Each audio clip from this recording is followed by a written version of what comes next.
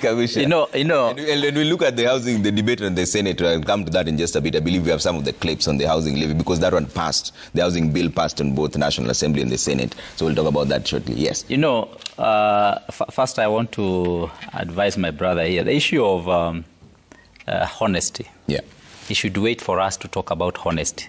Why? And you know, sometimes it's also good not to blow your own trumpet too much. It's good also to allow others also see you in that manner, other than just blow your own trumpet. And listen to me, my brother.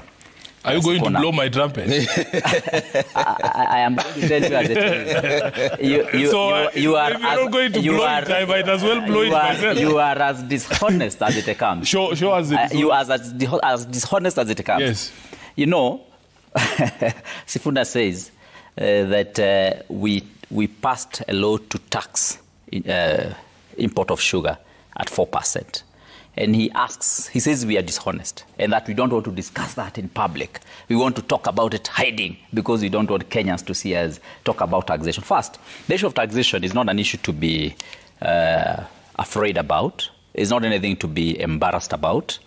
I remember one time when President Kibaki was addressing the public, he said that I'm very happy that you are now paying 4 times the taxes of what you used to pay before. In other words, what he was trying to say is that we used to collect 250 million before, and now we are collecting 1 trillion as a government. And Kibaki would say, I am happy. We are collecting 4 times now. And Kibaki would proudly talk about it in public and say, and I want to encourage you that we are going to pay more. Because the issue of taxation is not anything to be demonized. And demonizing taxation is as dishonest as Sifuna is trying to put it.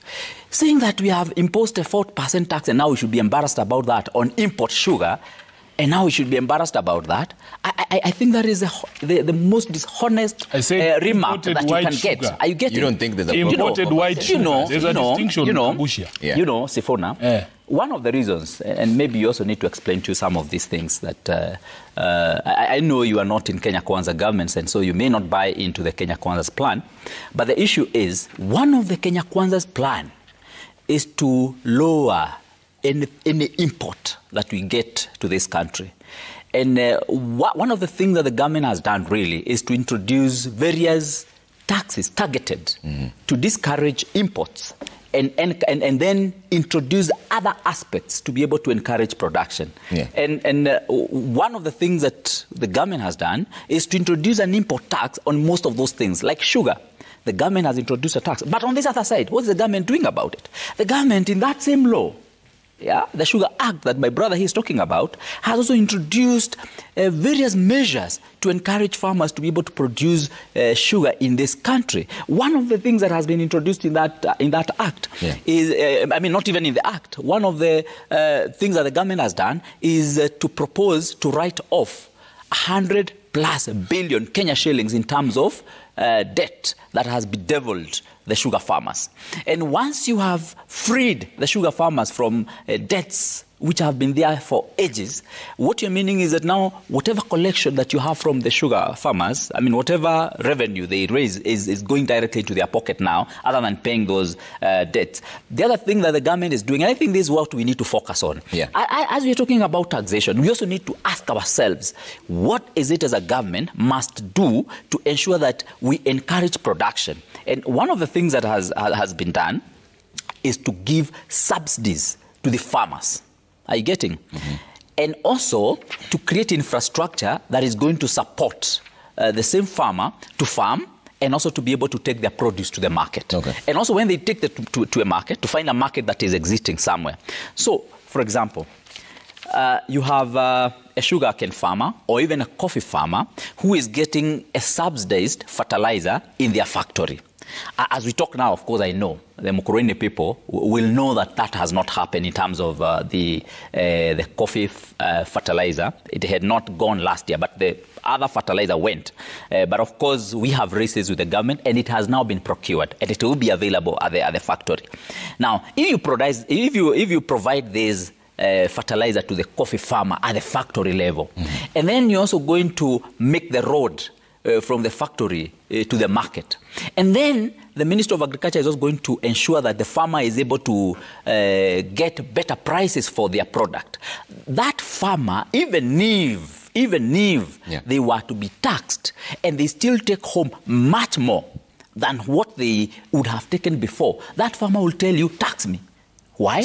Because if you lower my cost of production to a very low level, and then you provide me a market, and really this is also a challenge to our CS agriculture and our CS cooperatives and trade. I mean, if this person is going to sell, like for example, if for a kilo of coffee, you're going to produce it now at 60 shillings lower than how you produced it before, and then you're going to sell it at a 60 shillings more than what you sold before. What problem will a farmer have with paying a little money back to government to support the subsidy program that was done, to support the infrastructural arrangement that was done? And I mean, the farmer will have no problem. And that is exactly what is happening. If you look, for example, at the coffee reforms that have happened around the coffee sector, you find that now farmers are going to be reaping much more than they did before, per kilo of their coffee. If that farmer is asked to part with a few cents to be able to support that program, I am telling you, because what is remaining in the pocket of the farmer is much more than what they were having before, that farmer will happily be able to support that program. I mean, we can't continue demonizing. We can't continue demonizing. This is the last comment. We cannot continue demonizing taxation. We cannot continue demonizing contribution of public to the same structures that are going to support them. Are you getting? And claim to be honest. In fact, we are not only dishonest, but we are also extremely hypocritical. 1 minute. So that let me tell you, because this is the evidence that Kaguchia did not consider